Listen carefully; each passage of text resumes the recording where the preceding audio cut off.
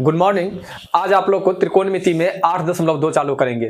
ठीक है, 8.2 चालू करने के लिए सबसे पहले आप लोग को त्रिकोणमिति में मान सारणी एक होता है, जो पिछले क्लास में आप लोग को मान सारणी निकालना, मान सारणी बनाना और मान सारणी याद कैसे किया जाता है ये चीज बतला दिया गया है।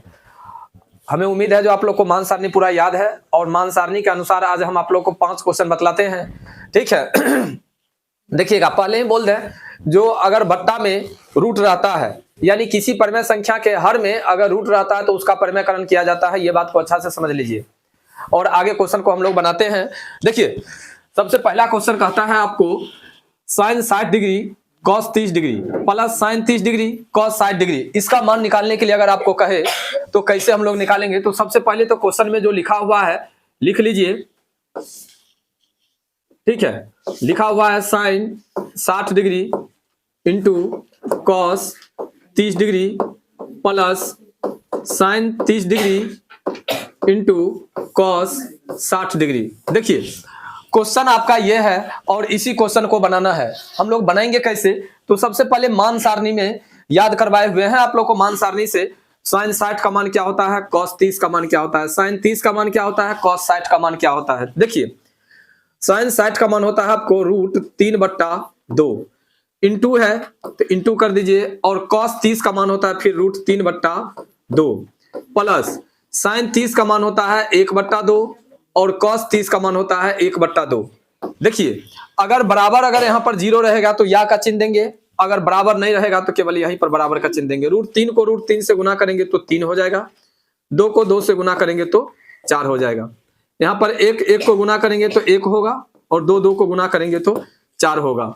देखिए, 4 का एलसीएम 4, तो यहाँ पर 3 जोड़ 1 यानी हो जाएगा आपको 4/4 और कट करके 1, और यही इसका आंसर है।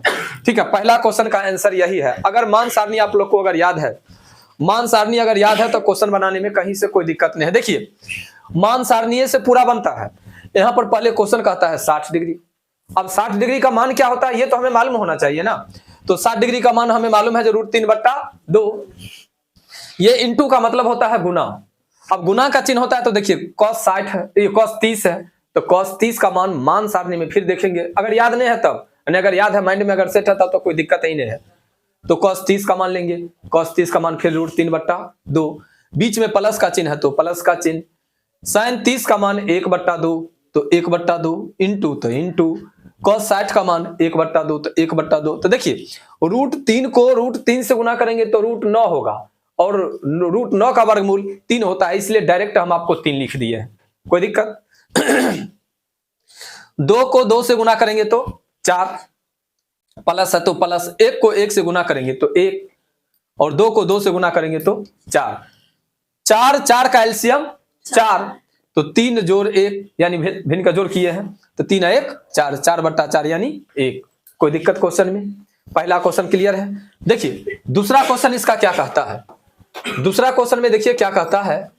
दूसरा क्वेश्चन कहता है 2, तो 2 दे दीजिए। tan 45 का /मान क्या होता है 1, तो 1 का स्क्वायर कर दीजिए प्लस cos 30। देखिए, cos 30 का मान क्या है √3/2, स्क्वायर है तो स्क्वायर, माइनस साइन 60 का मान क्या होता है √3/2, स्क्वायर है तो स्क्वायर। देखिए, आसान से लैंग्वेज में यहीं पर क्लोज कर लीजिए चैप्टर को, माइनस और ये प्लस, बात खत्म हो गया। 2 को 1 से गुना करेंगे तो 2, आंसर हो गया।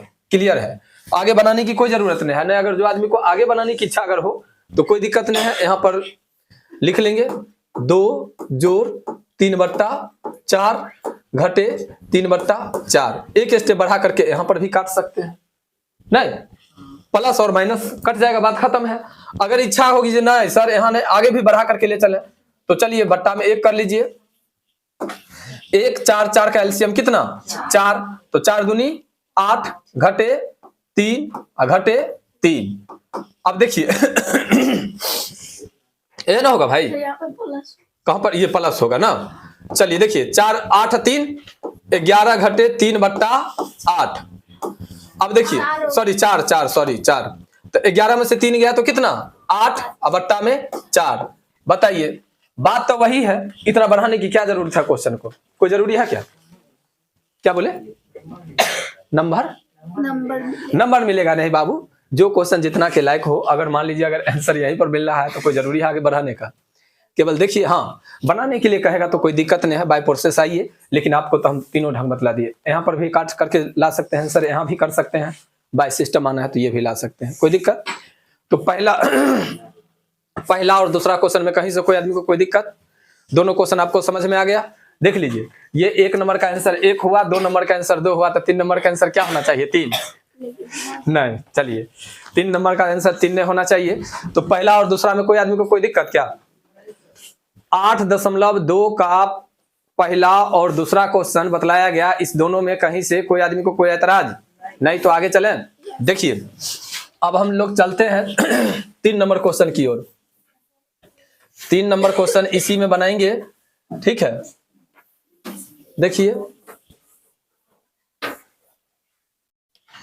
सबसे पहले तो 3 नंबर क्वेश्चन में समझ लीजिए, जो क्वेश्चन है कुछ नहीं और क्वेश्चन में बहुत कुछ है। सबसे पहले कहता है cos 45 बट्टा sec 30 प्लस cosec 30। नहीं, अगर क्वेश्चन में दिया हुआ है cos 45 बट्टा sec 30 प्लस cosec 30, तो सबसे पहले मान हमें देखना है, जो मान क्या कहता है। तो देखिए क्वेश्चन नंबर 3 के लिए यहाँ पर cos 45 का मान होता है 1/√2 बट्टा sec 30, अंदाज लगाइए cos 30 का मान क्या होता है? cos 30 का मान होता है √3/2। तो जब cos 30 का मान √3/2 होता है तो इसका हो जाएगा 2/√3। क्यों? क्योंकि cos का उल्टा sec होता है। स्क्वायर नहीं दिया हुआ है, छोड़ देते हैं, प्लस। अब देखिए cosec 30 यानी sin 30 का मान याद कीजिए, sin 30 का मान होता है 1/2, तो इसका हो जाएगा 2/1। फिर कर दीजिए 2/1, एकदम एक भी स्टेप आगे पीछे नहीं चलना है। अब देखिए ऊपर में सिंगल है तो सिंगल छोड़ दीजिए, हो गया। अब देखिए √3 और 1 का एलसीएम कितना?